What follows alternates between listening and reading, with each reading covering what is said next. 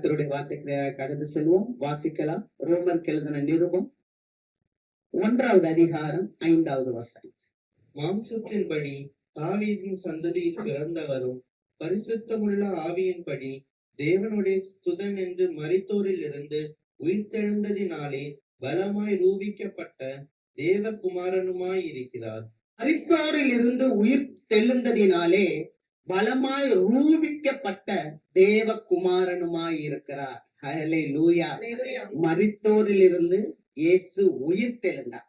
உயிர் தெழுந்ததினாலே தேவனுடைய குமாரன் என்று நிரூபிக்கப்பட்டார். ஹல்லேலூயா. இயேசுவானவர் வாழும்போது எல்லாரும் கேட்கிறாங்க. பரிசேயர்கள், வேதபாரகர்கள், சதுசேயர்கள் எல்லாம் அப்படியே அந்த ஜனகர் சங்கம் முன்னால கொண்டு வந்து நிறுத்திட்டு, நீ கிறிஸ்து தானான்னு கேக்குறாங்க. எப்படி இயேசுவை கொண்டாந்து பஞ்சாயத்துல நிப்பாட்டிக்கிட்டு, நீ கிறிஸ்து தானா அப்படின்னு கேட்டாங்க. இயேசு சொன்னாரு, நான் சொன்னாலும் நீ கேட்க மாட்டேன்ற, நான் சொல்லாட்டாலும் என்னை நீ விட மாட்டேன்ற. எப்படி இருந்திருக்கும் பாருங்க அவருக்கு. நான் சொன்னாலும் நீ கேட்க மாட்டேன்ற, நான் சொல்லாட்டாலும் நீ அத நம்ப மாட்ட, நீ என்னை விடுவிக்கவும் மாட்ட. அதனால ஒண்ணு எனக்கு தெரியும், இன்று முதல் நான் பிதாவின் வலது பாசத்தில் வீற்றிருப்பேன். கொண்டு போய் நியாய சங்கம் முன்னால நிப்பாட்டி இயேசுவை நீதி விசாரிக்கும் போது இந்த வார்த்தையை சொல்றார். அப்ப திரும்ப கேட்க, அப்படின்னா நீ யாரு? கிறிஸ்துவானே. நீ சொல்றபடி நான் கிறிஸ்து தான். அல்லேலூயா. இயேசுவானவர் கிறிஸ்து தான். என்ன நினைச்சாங்க தெரியுமா?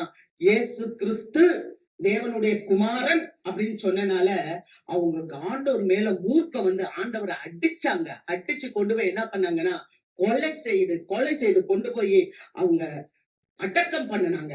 ஆனா ஆண்டவர் சொன்னபடியே 3ஆம் நாள் உயிரோடு எழுந்திருச்சு. அல்லேலூயா.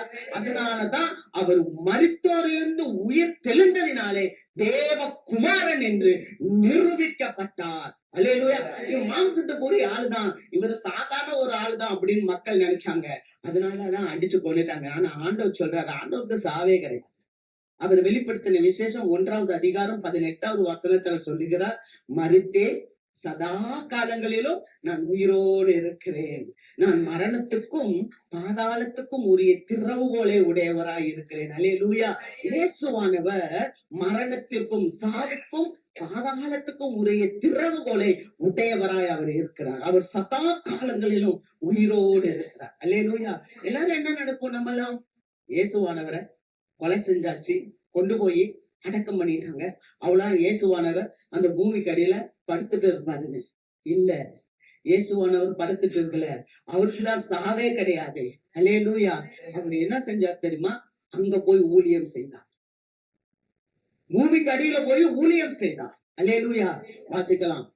1 பேதுரு 3வது அதிகாரம் 18-19 வசனம். ஏனெனில் கிறிஸ்துவும் நம்மை தேவனிடத்தில் சேர்க்கும்படி அநீதியுள்ளவர்களுக்கு பதிலாக நீதியுள்ளவராய் பாவங்களின் நிமித்தம் ஒரு தரம் பாடுபட்டார். அவர் மாம்சத்திலே கொலையுண்டு ஆவியிலே உயிர்ப்பிக்கப்பட்டார். அந்த ஆவியிலே அவர் போய் காவலில் உள்ள ஆவிகளுக்கு பிரசங்கித்தார். பாத்தீங்களா? அவர் நீதி உள்ளவர் அநீதி உள்ளவர்களுக்காக மரித்தார். எனக்காக மரித்தார். நான் செஞ்ச பாவத்துக்காக, என்னுடைய அநீதிக்காக அவர் மரித்தார். அவர் மரித்து அதுக்கப்புறம் அவர் என்ன பண்ணாருன்னா, மாம்சத்துல கொலை உண்ணப்பட்டார். அவருடைய சரீரம் தான் கொலையாகப்பட்டுச்சு. ஆனால் அவருடைய ஆவி உயிராகவேதான் இருக்கு. அல்லேலூயா. அவருடைய ஆவி உயிராகத்தான் இருக்கு. அவர் ஆவியிலே உயிர்ப்பிக்கப்பட்டார். அந்த ஆவியினாலே போய் காவலில் உள்ள அவர்களுக்கு பிரசங்கித்தார். யாருக்கு தெரியுமா? அந்த பாதாளத்துல ஒரு கூட்டம் இருக்கு. அது எப்படிப்பட்டது? அது செத்து நோவா காலத்துல ஆண்டவர் சொன்னார்ல, எல்லாரும் ஆண்டவரை பாருங்கன்னு சொல்லும் போது அவங்க யாருமே கீழ்ப்படியல. அப்ப நோவா காலத்துல எல்லாரும் மரித்து போனாங்க. நோவா குடும்பம் மட்டும்தான் காப்பாற்றப்பட்டுச்சு. அந்த மரித்து போன அந்த ஆவிகள் எங்க இருக்குன்னா பாதாளத்துல இருக்கு. இயேசுவானவர் அவர் மரித்து அந்த ஆவினாலே உயிர்ப்பிக்கப்பட்டு, அந்த ஆவினாலே காவலில் இருக்கிற ஆவி, பாதாளத்துல இருக்கிற ஆவிகளுக்கு போய் பிரசங்கம் செய்தார். அல்லேலூயா. ஏன்னா இயேசுவின் நாமத்தை கேட்டா மட்டும்தான், இயேசுவின் நாமத்தை ஏற்று கொண்டால் மட்டும்தான் பரலோகம். அல்லேலூயா. அது ஒருபோது இயேசுவின் நாமத்தை கேட்காத அந்த ஆவிகளுக்கு இயேசுவானவரே கடந்து போய் பாதாளத்துல போய் ராஜ்ய பணியை செய்தார். கரங்களை தட்டி தேவனை மகிமைப்படுத்தும். நல்ல உற்சாகம். அல்லேலூயா. பாதாளத்துல போய் இயேசுவானவர் ராஜ்ய பணி செய்கிறார். ஆமென். அல்லேலூயா. நம்ம ஆராதிக்கிற தேவன் எப்படிப்பட்ட தேவன்? யார் பாதாளத்துக்கு போக முடியும்? இறங்கினவன் இப்ப ஏறுகிறார். அல்லேலூயா. இறங்கினவரே ஏறுகிறார். என்ன தெரியுமா? எப்படி ஏறுகிறார்? எபேசியர் நீங்க 4வது அதிகாரத்துல வாசிக்கும் போது அங்க எப்படி ஏறுறாருன்னா, அவர் சாவையும் மரணத்தையும் அவர் பாவத்தையும் சிறைப்பட்டவர்களை சிறையாக்கி அவர் உன்னதத்துக்கு ஏறி போனார். அல்லேலூயா. யார் சிறைப்பட்டவன்? பாவம். யார் சிறைப்பட்டது? மரணம். யார் சிறைப்பட்டது? சத்தான். இவைகளை சிறைப்படுத்தி ஆண்டவர் மரணத்துக்கும் பாதாளத்துக்கும் உடைய திறவுகளை சாவியை எடுத்துக்கிட்டு உன்னதத்துக்கு கடந்து சென்றார். அல்லேலூயா. அல்லேலூயா. அல்லேலூயா. இதுதான் உயிர்த்தெழுதல். இயேசுவானவர் உயிர்த்தெழுதல்னா என்ன? அவர் உயிர்த்தெழுந்து அவர் இப்பொழுது ஆண்டவரோடு வீற்றிருக்கிறார். அல்லேலூயா. எதற்காக அவர் உயிர்த்தெழுந்தார்? எதற்காக அவர் பாடுபட்டார்? நம்மளை மீட்கும்படியா. ஆமென். காவலில் உள்ள ஆவிகளுக்கு போய் அவர் பிரசங்கம் பண்ணினார். அதான் ஹைலைட். அவர் ஆவியா இருந்தாதான் கீழே போக முடியும். ஆமென். இவங்கெல்லாம் என்ன நினைச்சாங்க? நாங்க கொலை செஞ்சோன்னு. ஆண்டவருடைய திட்டம், பிதாவினுடைய திட்டம் நிறைவேறுங்க. இப்ப அவர் சொல்றார், வானத்திலும் பூமியிலும் சகல அதிகாரம் எனக்கு கொடுக்கப்பட்டிருக்கிறது. அல்லேலூயா. சாத்தானுடைய திறவுகளை இப்ப கையில எடுத்துட்டு ஆண்டவர் ஜெய கிறிஸ்து வெற்றியாக வந்தார். ஆமென். கர்த்தருக்கு மகிமை. இப்ப இன்றைக்கு நம்ம 3 காரியங்களை பார்க்க போறோம். உயிர்த்தெழுந்ததன் நோக்கம் என்ன? ஏன் அவர் உயிர்த்தெழுந்து காட்சி கொடுத்தார்? ஏன் உயிர்த்தெழுந்து அவர் காட்சி கொடுத்தார்? காட்சி கொடுக்கறனா அவர் உயிர்த்தெழுந்ததை சொல்ல முடியாது. எல்லாரும் போறாங்க, பாக்குறாங்க, கல்லறை காலியா இருக்கு. கல்லறை காலியா இருக்கு. யார் வேணாலும் தூக்கிட்டு போயிருக்கலாமே. அந்த சரீரத்தை யார் வேணாலும் தூக்கிட்டு போயிருக்கலாமே. ஆனா கல்லறை காலியா இருக்கிறதை நிரூபிப்பதற்கு தன்னை வெளிப்படுத்தினார். அல்லேலூயா. அதுதான் resurrection of God. ஆமென். உயிர்த்தெழுந்த இயேசு. அல்லேலூயா. ஒரு வசனத்தை நம்ம வாசிப்போம். மார்க் எழுதின நற்செய்தியின் நூல் 16வது அதிகாரம் 9வது வசனத்தை வாசிப்போம். வாரத்தின் 1ஆம் நாள் அதிகாலையிலே இயேசு எழுந்திருந்த பின்பு மகதலேனா மரியாளுக்கு முதல் தரிசனமானார். வாரத்தின் முதல் நாள் இன்னைக்குதான். இதான் வாரத்தின் முதல் நாள். அதிகாலையில இயேசு எந்திரிச்சிட்டாரப்பா. அப்படின்னு சொல்ல மாட்டீங்களா? அல்லேலூயா. அதிகாலையில இயேசு எந்திரிச்சிட்டாராம். எந்திரிச்சு முதல்ல மகதலேனா மரியாளுக்கு காட்சி கொடுத்தார். Praise the lord. அல்லேலூயா. ஒரு பெண்ணுக்கு, நீங்க பெண்ணுன்னு சொன்னா லிட்டரலா பெண்ணு நினைக்க வேண்டாம். மனவாட்டியாகிய சபைன்னே நினைச்சுக்கோங்களேன். ஆமென். அல்லேலூயா. சபைக்கு தன்மை வெளிப்படுத்துகிறார். அல்லேலூயா. முதல்ல ஆண்டவர் நான் உயிரோடு இருக்கேன் அப்படின்றத சபைக்கு ஒரு பெண்ணு. அந்த பெண் எப்படிப்பட்டவ தெரியுமா? அவளுக்கு 7 பிசாசு இருந்துச்சு. அந்த மகதலேனா மரியாளுக்கு 7 பிசாசுகள் பிடிக்கப்பட்டிருந்துச்சு. மகதலேனா அப்படின்றது ஒரு ஊரு. அந்த ஊர்ல அவ பேர் மரியா. மகதலேனா மரியாள் அவ பேர். அந்த மரியாள்கிட்ட இருந்து 7 பிசாச ஆண்டவர் துரத்தினார். அந்த மரியாள் சாதாரணமான ஆள் இல்ல, ரொம்ப பணக்காரி, செல்வம் நிறைந்தவள். நீங்க லூக்கா எழுதின நற்செய்தி நூல் 8வது அதிகாரம் 1-2 வசனங்களை வீட்டுல போய் வாசித்து பார்த்தீங்கன்னா, அவள்கிட்ட இருந்த பணத்தினால, அவள்கிட்ட இருந்த செல்வத்தினால இயேசுவுக்கு ஊழியம் செய்தாள். அல்லேலூயா. அல்லேலூயா. இயேசுவுக்கு அவள் ஊழியம் செய்தாள். எதனால? செல்வத்தினால ஊழியம் செய்தாள். ஆனா நல்லா கவனிங்க, 7 பிசாசை தேவன் துரத்தி இருந்தார். இயேசு துரத்தி இருந்தார். அவ வாழ்ற நாட்களிலேயே அவள் என்னன்னா மறுபிறப்பு அடைந்திருந்தாள். அவள் இயேசுவோட இருக்கும் போதே மறுபிறப்பை கண்டு கொண்டாள். ஏன்னா பிசாசெல்லாம் போயிருச்சு. அவ பரிசுத்தவாட்டியா இயேசுவோடு கூட இருந்தாள். இயேசுவானவர் ஒரு முறை சொல்லுறாரு நிக்கோதேமுக்கு. நிக்கோதேமு பெரிய ஊழியன், பெரிய போதகன். அந்த ஊர்ல அவர் ஒரு பெரிய அந்தஸ்து உள்ளவர். அவர் யாருன்னு சொன்ன ஜனகரிப் சங்கத்துல ஒரு மெம்பர் அவருக்கு. அப்படிப்பட்ட ஒரு பெரிய மனுஷன் ஆண்டவர் சொல்றாரு, ஒருவன் மறுபடியும் பிறவாவிட்டால் தேவனுடைய ராஜ்யத்தில் பிரவேசிக்க முடியாது. அல்லேலூயா. அப்ப இந்த மக இயேசுவோட இருக்கும் போதே பிசாசெல்லாம் துரத்தப்பட்டு மறுபிறப்படைந்தவளா இருந்தாள். இயேசுவை அதிகமாய் நேசித்தாள். சாதாரணமா ஈஸியா இயேசு வெளிப்பட்டுற முடியுமா? இந்த நம்ம ஊர்லயே ஒரு பெரிய சிஎம் உடனே போய் பார்க்க முடியுமா? முடியாது. ஒரு ஒரு அதிகாரத்துல இருக்கிறவங்க, ஒரு பவர்ஃபுல்லா இருக்கிறவங்கள வந்து பாக்குறது ரொம்ப கடினம். அப்ப இயேசுவானவர் மிகப்பெரிய அதிகாரத்துல, வல்லமையில, அபிஷேகத்துல, பிதாவின் திட்டத்தை செய்யற ஒரு பெரிய நபரை அவர் ஈஸியா வந்து அவருக்கு காட்சி கொடுக்க முடியாது. ஆனால் இந்த மரியாள் ஒரு அர்ப்பணமுள்ள வாழ்க்கை வாழ்ந்தாங்க. அல்லேலூயா. தன்னுடைய செல்வத்தினால் அவருக்கு ஊழியம் செய்தாங்க. இயேசுவானவரை சிலுவையில அடிக்கிறாங்கன்னு சொல்லும் போது இயேசுவானவருடைய அருகில போய் நின்னாங்க. கர்த்தருக்கு மகிமை. யோவான் எழுதின நற்செய்தி நூல்ல நீங்க வாசித்தீங்கன்னா 19:25. இயேசுவின் சிலுவையின் அருகே அவருடைய தாயும் அவருடைய தாயின் சகோதரி கிளேயோப்பா மரியாளும் மகதலேனா மரியாளும் நின்று கொண்டிருந்தார். பாத்தீங்களா? இயேசுவோடைய சிலுவையின் அருகே அவ்வளவு தூரம் போக முடியுமா? யோசித்து பாருங்க. இயேசுவானவர் இவன் நேசிக்கிற ஒருத்தர், இவன் அன்பு செலுத்துற ஒருத்தர். இப்ப அந்த இடத்துல குருசுல தொங்கிட்டு இருக்காரு, சிலுவையில தொங்கிட்டு இருக்கிறாரு. அவங்க அம்மா இருக்காங்க, சகோதரியுடைய மகன் இருக்கிறாங்க, கிளேயோப்பா மரியாள். ஆமே. அதோடு கூட இந்த அம்மாவும் அங்க போய் நிக்கிறாங்க. நல்லா யோசித்து பாருங்க. வேதம் சொல்லுகிறது, மத்தேயு புஸ்தகம் 7வது அதிகாரம் 14வது வசனம், ஜீவனுக்கு போகிற வாசல் இடுக்கமாய் இருக்கிறது. அல்லேலூயா.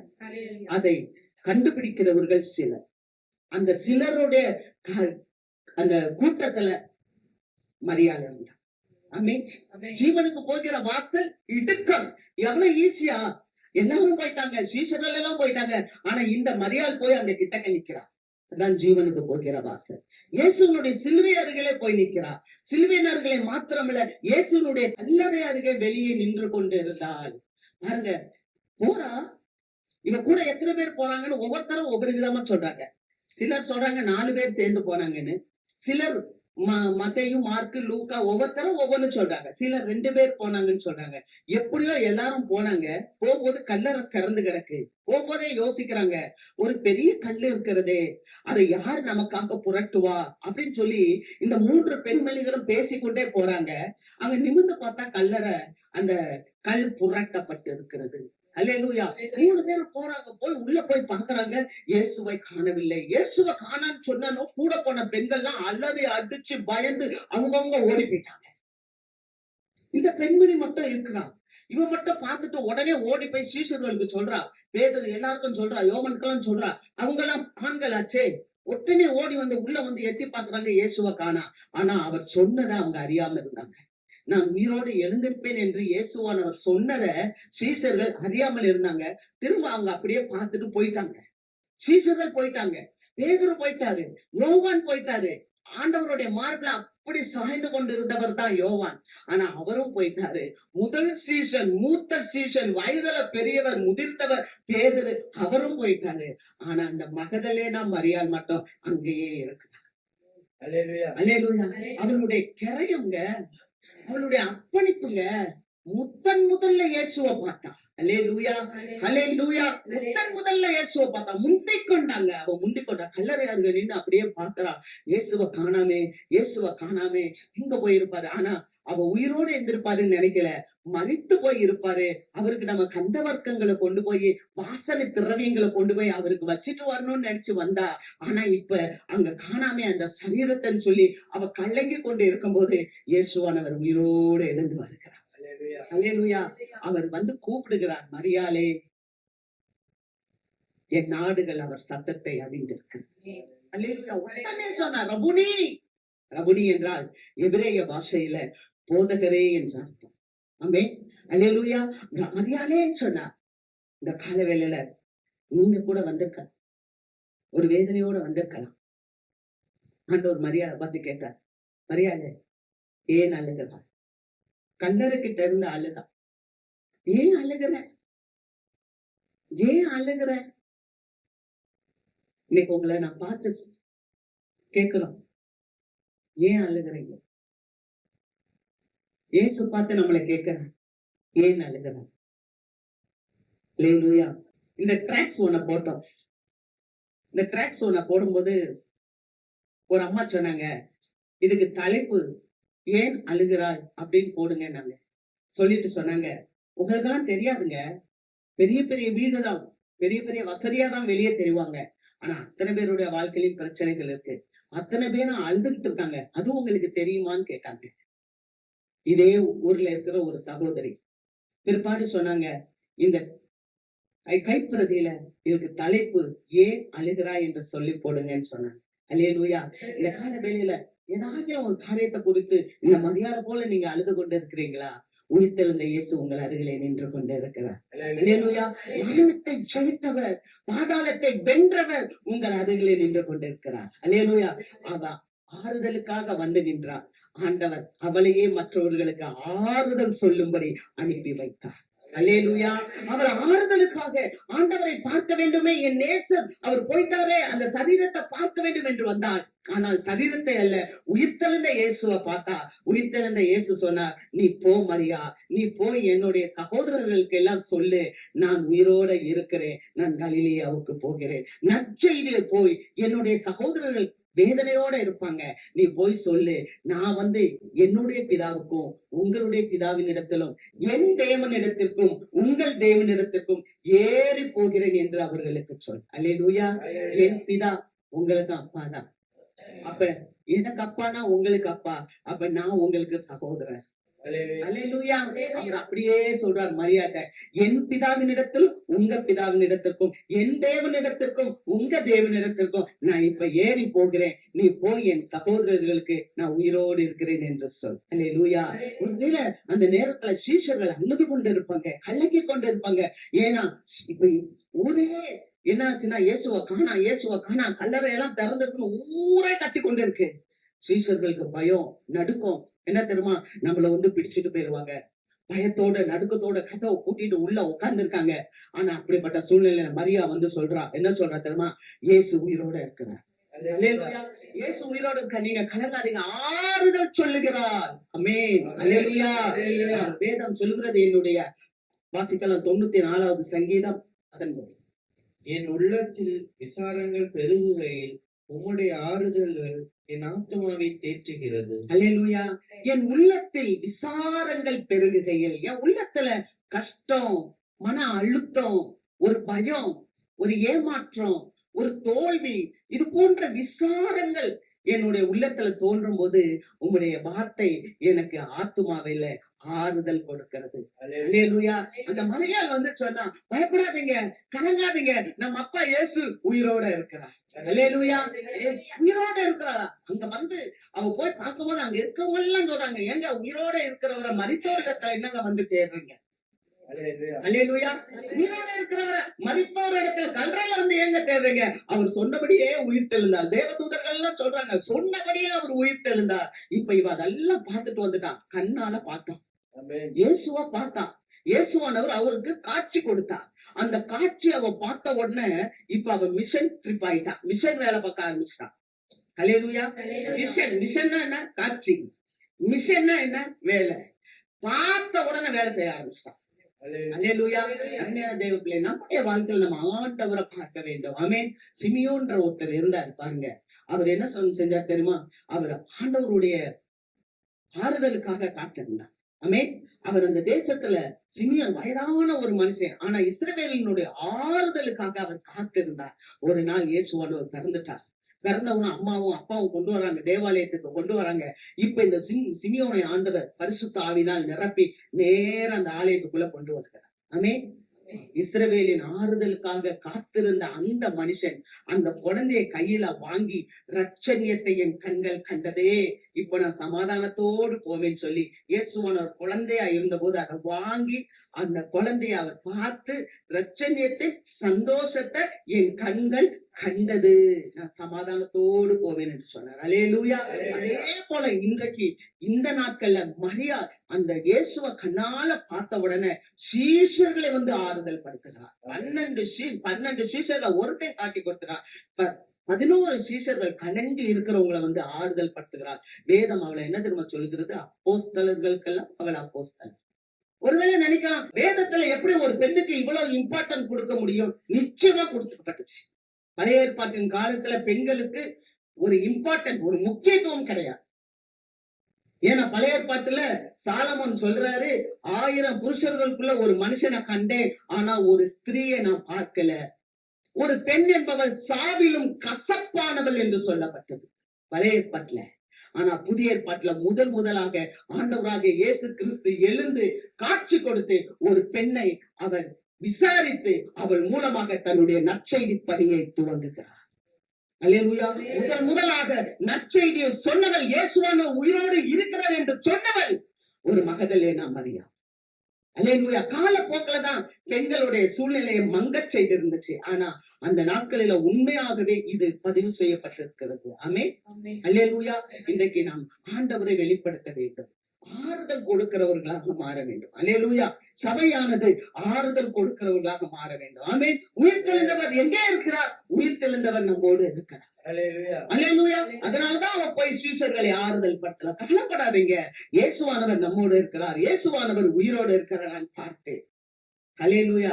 இன்னைக்கு சபை ஆறுதல் படுத்துகிறதாக இருக்கணும். இன்னைக்கு சபை ஆண்டவருடைய திருப்பணியை செய்கிறதாக இருக்க வேண்டும். இன்னைக்கு சபை திருப்பணியில ஆண்டவரை வெளிப்படுத்தி ஆறுதல் கொடுக்க வேண்டும். ஆமென். இன்னைக்கு ஏராளமான மக்கள் இந்த சமூகத்துல ஆறுதல் இன்றி தவித்து கொண்டு இருக்கிறார்கள். இந்த மரியாதை போலவே இந்த மரியா இயேசுவை பார்த்தவுடன் எப்படி தன்னுடைய கவலைகளை எல்லாம் மறந்துவிட்டு அவள் உடனடியாக அந்த பணியை செய்தாளோ, அதுதான் உயிர்த்தெழுந்த ஞாயிறு. அல்லேலூயா. உயிர்த்தெழுந்த ஞாயிறுனா அதுக்கு ஒரு நோக்கம் உண்டு. இயேசுவை பார்த்ததுக்கு ஒரு நோக்கம் உண்டு. அது வெறும் காட்சி மட்டுமல்ல, அதற்கு சாட்சியாக அவள் மாறினாள். அல்லேலூயா. நாமும் கூட அப்படிப்பட்ட ஒரு உன்னத பணியை சபையானது மேற்கொள்ள வேண்டும். ஆமென். இரண்டாவது ஒரு காரியத்தை நாம் பார்க்கிறோம், வாசிக்கலாம். 1 கொரிந்தியர் 15வது அதிகாரம் 5வது வசனம். கேபாவுக்கும் பின்பு 12 தரிசனமானார். நல்ல கவனிங்க. கேபாவுக்கும் முதலாவது தரிசனமானது யாருக்கு அப்படின்னு சொன்னா மகதலேனா மரியாளுக்கு. 2வது ஆண்டவர் யாருக்கு தரிசனமானார்னா கேபாவுக்கும் பின்பு 12 அந்த 12 பேருன்றதுல ஒருத்தன் இல்ல, யூதாஸ் இல்ல, மற்றவங்களுக்கு ஆண்டவர் தரிசனமானார், காட்சி கொடுத்தார், பார்க்க வச்சார், உயிரோட வந்து பார்க்க வைக்கிறார், காட்சி கொடுக்கிறார். கேபா என்று சொன்னா கேபாவுடைய இயற்கையான பெயர் சீமோன். சீமோன் என்றால் நாணல், அவன் ஆடிக்கொண்டே இருக்கிறவன், அசைந்து கொண்டே இருக்கிறவன். ஆனால் ஆண்டவர் சீமோனை கேபா என்று அழைத்தார். கேபா என்றால் பாறை, உறுதியானவன் என்று சொல்லி, அந்த உறுதியானவனுக்கு ஆண்டவர் தன்னை வெளிப்படுத்தின போது அவன் என்ன செய்தான் தெரியுமா? அவன் ஒரு நாள் தேவாலயத்துக்கு நடந்து போகிறான். யூதர்களுக்கு வழக்கம் 3 முறை ஜெபிக்க வேண்டும் யூதர்கள். அப்ப தேவாலயத்துக்கு அவங்க நடந்து போய் கொண்டு இருக்கும்போது அங்கே ஒரு பிறவி சப்பானி, பிறவியிலேயே முடவன், அவன் பிச்சை கேட்டுக் கொண்டிருக்கிறான். பிச்சை கேட்டுக் கொண்டிருந்த அவனுக்கு ஒரு பெரிய அற்புதத்தை செய்து விடுகிறார்கள். பேதுருவும் யோவானும், நீ எழுந்து நட அப்படின்னு சொல்லிடுறாங்க. எழுந்து நடந்த உடனே அங்க இருக்கவங்க எல்லாம் கூடிட்டான். இவன் எப்படி நடந்துட்டான்? நல்லா கவனிங்க. இன்னைக்கு ஒரு அற்புதம் நடந்துருச்சுன்னா பல முறை போட்டு காமிக்கிறாங்க ஜனங்க. ஆனா ஆண்டவரை பார்த்தவன் போட்டு காமிக்க மாட்டான். அல்லேலூயா. ஆண்டவர் தான் அற்புதம் செய்யறவர். ஆமென். அங்க அவங்க போட்டு அந்த மனுஷனை எழுப்பும் போது உங்க உள்ளவங்க எல்லாரும் கூடி இது எப்படி நடந்தது என்று ஆச்சரியப்படும் போது பேதுரு சொல்றாரு, இதை நாங்கள் எங்கள் சுய சக்தியினாலும் அல்லது எங்கள் சுய பக்தியினாலும் நாங்கள் இதை செய்யவில்லை, கர்த்தராகிய இயேசு கிறிஸ்துவினுடைய நாமமே இதை செய்தது. அல்லேலூயா. காட்சி கண்டாங்க. கண்ட உடனே இயேசுவினுடைய வல்லமை இவனுக்குள்ள வந்து விட்டது. இவன் பிறவி சப்பானிகள் அப்படியே உயிர்ப்பிக்கிறான். உயிர்ப்பித்த பிறகு சாட்சி சொல்லுகிறான், நான் அவரை உயிர்ப்பிக்கல, நான் அவனுக்கு சுகம் கொடுக்கல, நீங்க கொலை செய்தீங்களே இயேசு, அந்த இயேசுவை தேவன் எழுப்பினார், அதற்கு நாங்கள் சாட்சிகள். வாசிக்கலாம். அப்போஸ்தலர் 3வது அதிகாரம் 15வது வசனம். ஜீவாதிபதியை கொலை செய்தீர்கள், அவரை தேவன் மரித்தோரில் இருந்து எழுப்பினார், அதற்கு நாங்கள் சாட்சிகளாய் இருக்கிறோம். அல்லேலூயா. சீஷர்கள் பயந்து போய் இருந்தாங்க. மேல வீட்டு அறைய பூட்டி கொண்டு இருந்தாங்க. இயேசுவானவர் வந்து காட்சி கொடுத்தார். அல்லேலூயா. 12 பேருக்கு சாட்சி கொடுத்தார். எப்படி தெரியுமா? வீடு பூட்டி இருக்கு, இயேசு உள்ள வந்துட்டார். இன்னைக்கு நம்ம பயப்படுறோம், இந்த காரியம் எப்படி ஆகும்? யாருமே எனக்கு உதவி செய்ய முடியாது, நான் தனித்து விடப்பட்டிருக்கிறேன், என் கை கால்கள் எல்லாம் கட்டப்பட்ட நிலையில் இருக்கிறது, நான் என்ன செய்ய முடியும்? பதறாதே. அல்லேலூயா. விசுவாசிக்கிறவன் பதறான். ஆமென். விசுவாசிக்கிறவன் பதறான். பூட்டுன வீட்டுக்குள்ள இயேசு உள்ள வந்து உங்களுக்கு சமாதானம் சொல்ல முடியும் என்றால், நம்முடைய வாழ்க்கையில இருக்கிற கட்டப்பட்ட சூழ்நிலைகளை, நம்முடைய கட்டுகளை அவிழ்ப்பதற்கு உயிர்த்தெழுந்த இயேசு போதுமானவராயிருக்கிறார். அல்லேலூயா. ஏன்னா இந்த பேதுரு சொல்லுகிறார், அவரை நீங்கள் கொலை செய்தீர்கள், ஆனால் அவருடைய மரண உபாதைகளின் கட்டுகளை தேவன் அறுத்தார். ஏன்னா மரணத்தினால் அவர் கட்டப்படக்கூடாது இருந்தது. மரணத்தினால் இயேசுவை கட்ட முடியாது. வசனத்தை வாசிக்கலாம். அப்போஸ்தலர் 2வது அதிகாரம், அப்போஸ்தலர் 2:24. தேவன் அவருடைய மரண உபாதிகளின் கட்டை அவிழ்த்து அவரை எழுப்பினார். அவர் மரணத்தினால் கட்டப்பட்டிருக்க கூடாதிருந்தது. தேவன் அவருடைய மரண உபாதிகளின் கட்டை அவிழ்த்து அவரை எழுப்பினார். அவர் மரணத்தினால் கட்டப்படக்கூடாது இருந்தது. அல்லேலூயா. இயேசுவானவர் மரணத்தினால் கட்டப்பட முடியாது. ஏன்னா அவர் தேவனுடைய குமாரன், தேவன். அல்லேலூயா. அவர் ஜீவாதிபதி. அதனாலதான் அவர் சொல்றார் 3வது அதிகாரம் 15வது வசனத்துல, ஜீவாதிபதியை கொலை செய்தீர்கள், தேவன் அவரை எழுப்பினார், அதற்கு நாங்கள் சாட்சிகள் என்று சொல்றார். எப்படிங்க? பயந்து வீட்டுக்குள்ள பூட்டிட்டு இருந்தவன் இயேசுவை பார்த்தவன சாட்சியா மாறிட்டான். மிஷன் வந்து இப்ப மிஷன் வேலை பண்ணுது. அல்லேலூயா, அல்லேலூயா. இயேசுவை சாட்சி சொல்றார். ஜீவாதிபதி, ஜீவனுக்கெல்லாம் அதிபதி. அதனாலதான் தாவீது சொல்ற, என் காலங்கள் அவருடைய கரத்தில் இருக்கிறது. பரிசுத்தவானினுடைய அழிவை காண ஒட்டி தாவீது எழுதுறாரு. 16வது சங்கீதத்துல கடைசியில 8, 9, 10, 11 வசனங்களை வாசிக்கும் போது அங்க பரிசுத்தவானின் அழிவை காண ஒட்டி, அது தாவீது எழுதுனது தீர்க்க தரிசன சங்கீதம். தாவீது மதித்தான். தாவீதனுடைய கல்லறை இன்றைக்கு இருக்கு. அப்படியானால் இது யாரை குறித்து எழுதப்பட்டது? மேசியாவை குறித்து எழுதப்பட்டது. மேசியாவுக்கு மரணம் கிடையாது. மரண உபாதைகளின் கட்டை பிதாவானவர் அறுத்தார். அவர் ஜீவனுக்கெல்லாம் அதிபதி, ஜீவாதிபதி. அதனாலதான் நாயின் ஒரு விதவையின் மகன் இறந்து தூக்கிட்டு வரும்போது ஜீவனை கொடுத்தார். வாலிபனை எழுந்திரு. அல்லேலூயா. சிறு பிள்ளை மரித்து போயிருந்த போது பிள்ளையை எழுந்திரி, உயிரை கொடுத்தார். அங்கே லாசர் மரித்து போயிருந்த போது லாசர்வே வெளியே வா என்று சொல்லி ஜீவனை கொடுத்தார். காரணம், ஆண்டவராகிய இயேசு கிறிஸ்து ஜீவாதிபதி. அல்லேலூயா. அதை திருஷ்டாந்தப்படுத்தினா, அதை போய் சொன்னா, அதற்கு நாங்கள் சாட்சிகள் என்று சொன்னான். அல்லேலூயா. அதனாலதான் ஆண்டவருடைய வல்லமைகளையும் வரங்களையும் இவர்கள் பெற்றுக்கொண்டார்கள். ஆண்டவருடைய வல்லமையும் வரங்களையும் இவர்கள் பெற்றுக்கொண்ட போது இவர்கள் நடந்தாலே நிழல்பட்டு அநேகருக்கு சுகம் கிடைக்கிறது. அல்லேலூயா. அவ்வளவு பெரிய ஒரு சாதாரண மீனவனாக இருக்கும் போது அவர் சொல்லிலால மாத்திரமல்ல, அவர் சாட்சியாக அவர் சுகம் கொடுக்கிறவராக இருந்தார். ஆமென். தேவ மக்கள், இங்க நீங்க கூடி வந்திருக்கீங்க. நம்ம ஆண்டவரை இன்றைக்கு பார்ப்போம் சொன்னா, ஆண்டவர் சொல்றார், விசுவாசிக்கிறவர்களால் நடக்கிற அடையாளம். நீங்க விசுவாசிக்கிறதுனாலதான இங்க வந்திருக்கீங்க. இயேசு உயிரோடு இருக்கிறான்றனால தானே இங்க வந்திருக்கீங்க. இயேசு என்னுடைய மீட்பன் சொல்றதுனால தானே இங்க வந்திருக்கீங்க. இயேசுதான் எனக்கு சகாயர் என்று சொல்றதுனால தானே வந்திருக்கீங்க. உங்களுக்கு ஆண்டவர் ஒரு அற்புதத்தை செய்கிறார். வாசிக்கலாம். மார்க்கு எழுதின நற்செய்தி நூல் 16வது அதிகாரம் 17வது வசனம். விசுவாசிக்கிறவர்களால் நடக்கும் அடையாளங்கள் ஆவன. விசுவாசிக்கிறவர்களால் நடக்கும் அடையாளங்கள் யாவன? என் நாமத்தினாலே பிசாசுகளை துரத்துவார்கள். அல்லேலூயா, அல்லேலூயா. இயேசுவின் நாமத்தினாலே பிசாசுகளை துரத்துவீர்கள். அடுத்து, நவமான பாஷைகளை பேசுவார்கள். நவமான பாஷைகளை பேசுவார்கள். சர்ப்பங்களை எடுப்பார்கள். சர்ப்பங்களை எடுப்பார்கள். சாவுக்கு ஏதுவான யாதொன்றை குடித்தாலும் அது அவர்களை சேதப்படுத்தாது. சாவுக்கு ஏதுவான யாதொன்றை குடித்தாலும் அது அவர்களை சேதப்படுத்தாது. வியாதியஸ்தர் மேல் கைகளை வைப்பார்கள். வியாதியஸ்தர்கள் மேல் கைகளை வைப்பார்கள். அப்பொழுது அவர்கள் சொஸ்தமாவார்கள் என்றார். அப்பொழுது அவர்கள் சொஸ்தமாவார்கள், சுகமடைவார்கள் என்றார். அல்லேலூயா. இதெல்லாம் யாருக்கு? விசுவாசிக்கிறவங்களுக்கு. விசுவாசிக்கிறவங்க யாரு? அல்லேலூயா. நீங்க சொன்னா நடக்கும். ஏன்னா மகிமைப்படுறது யாருன்னா இயேசு. இயேசுவின் நாமத்துல நடக்கும். இயேசுவின் நாமம் என்றால் இயேசுவின் பெயர்ல நடக்கும். அல்லேலூயா. என்னங்க, பேதுரு போய் ஒரு இடத்துல பிரசங்கம் பண்றார், புறஜாதிகள் இடத்துல. அப்போஸ்தலர் நடபடிகள் 10வதுல வாசிக்கிறோம். ஒரு இடத்துல போய் அவர் நின்று அவர் பிரசங்கம் பண்ணி கொண்டிருக்கிறார். ஒரு வீட்டுல, கொர்நேலியனுடைய வீட்டுல கலிலியாவில செய்யப்பட்ட காரியங்களை எல்லாம் அவர் சொல்றார். எருசலேம்ல செய்த எல்லா காரியங்களையும் அவர் சொல்றார். அப்படி எல்லா காரியங்களையும் அவர் சொல்லும் போது அங்க ஒரு அற்புதம் அப்படியே நடக்குது. பரிசுத்த ஆவி வந்து அப்படியே இறங்குது. அல்லேலூயா. ஜனங்கள் எல்லாம் பரிசுத்த ஆவினால் அந்நிய பாஷையினால அவர்கள் நிரப்பப்பட்டார்கள். அந்நிய பாஷையில வெவ்வேறு பாஷையில அவர்கள் பேசினார்கள். அல்லேலூயா. இயேசுவினிடத்துல பெற்று கொண்ட உடனே நவமான பாஷையை பேசுகிறார்.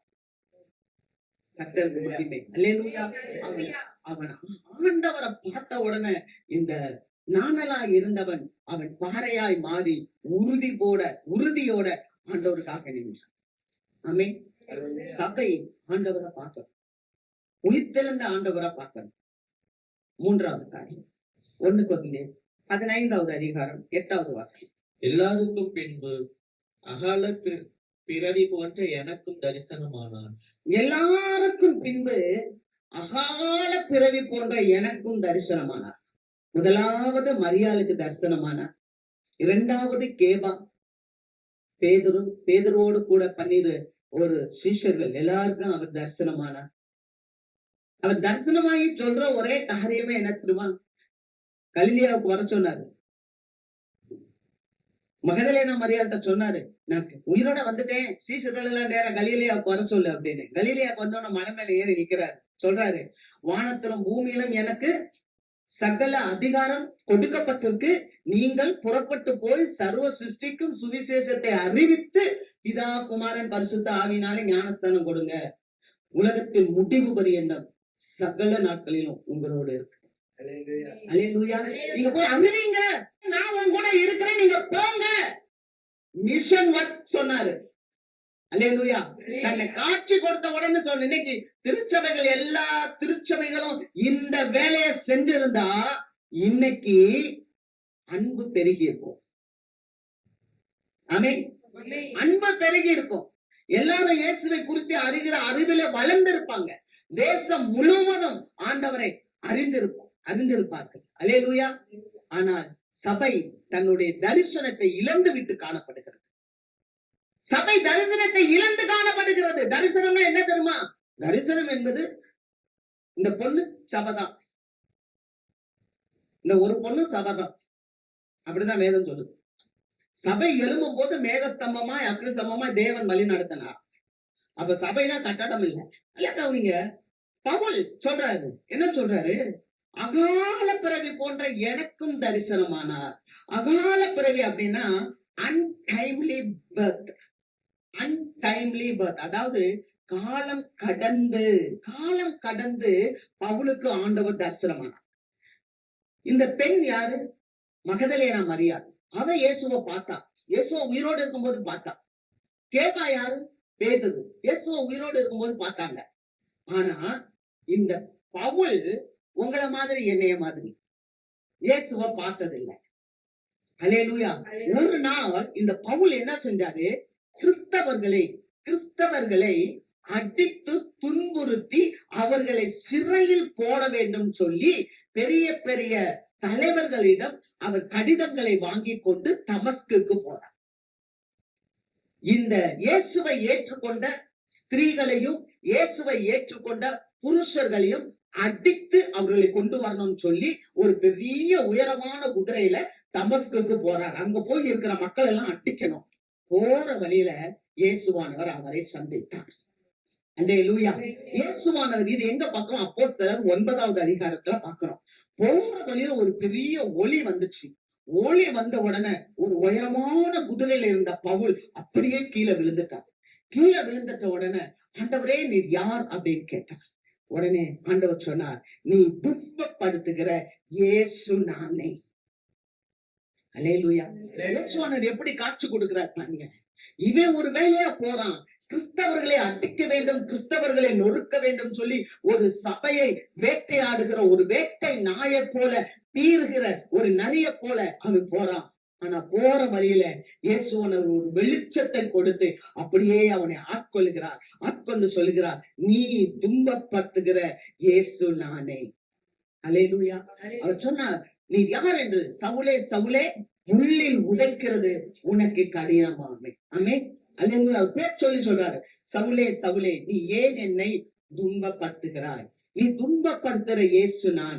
யார ஒரு மனிதர்களை, ஒரு கிறிஸ்தவர்களை, இயேசுவை ஏற்றுக்கொண்ட பிள்ளைகளை துன்பப்படுத்தினா அது சபையை துன்பப்படுத்துகிறதற்கு அடையாளம்.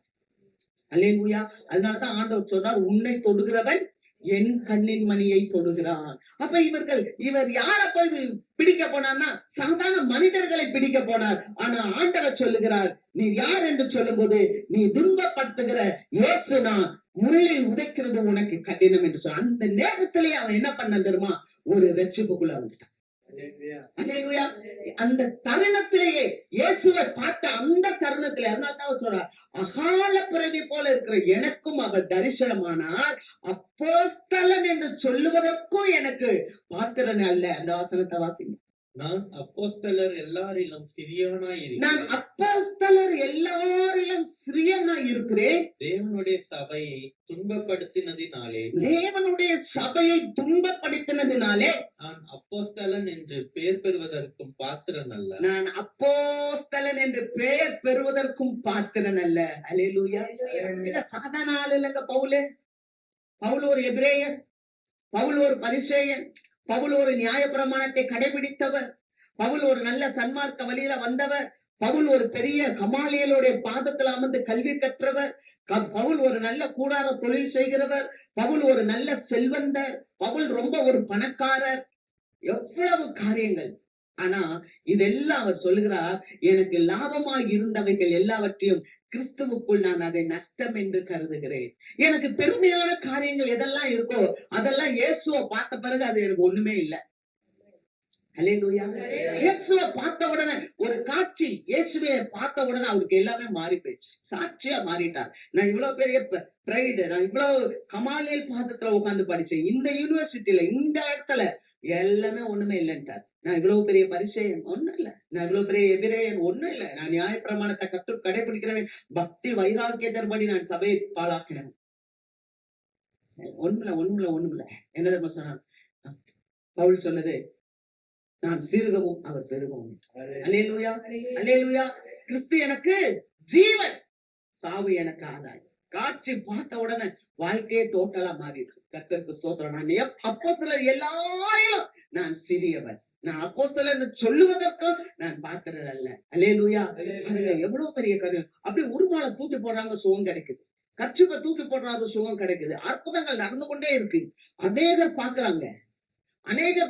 பவுலுடைய அற்புதங்களை பார்த்து பேய் பிடிச்சவெல்லாம் அற்புதம் செய்ய நினைக்கிறான். கர்த்தருக்கு ஸ்தோத்திரம். கேபாவின் பிள்ளைகள் எல்லாரும் பேயை துரத்த போறாங்க. பேய் வந்து பேசுது, நான் பவுலை அறிவேன், நான் இயேசுவை அறிவேன், ஆனா நீ யாருன்னு கேக்குது. அந்த அளவுக்கு பவுலுக்குள்ளாக அந்த தேவ பிரசனம் இறங்குனது. அல்லேலூயா. அந்த அளவுக்கு பவுலை தேவன் பயன்படுத்தினார். அல்லேலூயா. அந்த அளவுக்கு பவுல் தன்னை தேவனிடத்துல அர்ப்பணித்திருந்தார். பிசாசுகள் சாட்சி கொடுக்குது, நான் பவுலை அறிவேன், இயேசுவை அறிவேன், ஆனால் நீங்கள் யார்? மந்திரவாதிகளின் பிள்ளைகள் எல்லாம் பேய் வந்து கேக்குது. அந்த அளவுக்கு பவுல் கர்த்தரால் பயன்படுத்தப்பட்டார். அல்லேலூயா. இன்னைக்கு சபைக்கு ஆண்டவர் பேசுற ஒரு காரியம் என்ன தெரியுமா? நாம உயிர்த்தெழுந்த இயேசுவை பார்த்திருக்கிறோம். உயிர்த்தெழுந்த இயேசுவை பார்த்தவர்கள் கர்த்தருக்கு சாட்சியாக அவர்கள் பணி செய்தார்கள். உயிர்த்தெழுந்த இயேசுவை பார்த்தவங்களால சும்மாவே இருக்க முடியாது. இன்னைக்கு இயேசு உயிரோடு இருக்கிறார், நான் ஆராதிக்கிற தேவன் உயிரோடு இருக்கிறார் அப்படின்னு நம்ம சொல்றோம். தனிப்பட்ட ரீதியில நமக்கும் ஆண்டவருக்கும் இருக்கிற அந்த கனெக்ஷன் எப்படி இருக்கு? நீங்க யாரா இருக்கலாம், குடும்பஸ்திரிகளா இருக்கலாம். வேதம் சொல்லுகிறது, வீட்டில் இருந்த பெண் கொள்ளை பொருளை பங்கிட்டார், வேதம் சொல்லுது. அல்லது நீங்கள் கல்லூரிக்கு போகிறவர்களாக இருக்கலாம், அல்லது நீங்க வேலை ஸ்தலத்துல இருக்கிறவங்களாக இருக்கலாம், அல்லது நீங்க வியாபாரத்துறையில் இருக்கிறவங்களாக இருக்கலாம், எதாக வேணாலும் இருக்கலாம். நான் சொல்லுவேன், ஒரு ஒரு மனிதன் ஒரு ஊர்ல போய் படையெடுத்து வந்த நாகமான் அந்த இஸ்ரவேல்ல இருந்து ஒரு சிறு பொண்ணை வீட்டுக்கு கூட்டிட்டு போனான். அந்த வீட்டுல அவனுடைய மனைவிக்கு அந்த பெண்ணை ஒரு வேலை செய்யறதுக்காக அந்த பெண்ணை வச்சிருந்தான். அந்த பெண் அந்த நாகமானுக்கு இயேசுவை காண்பித்தார்.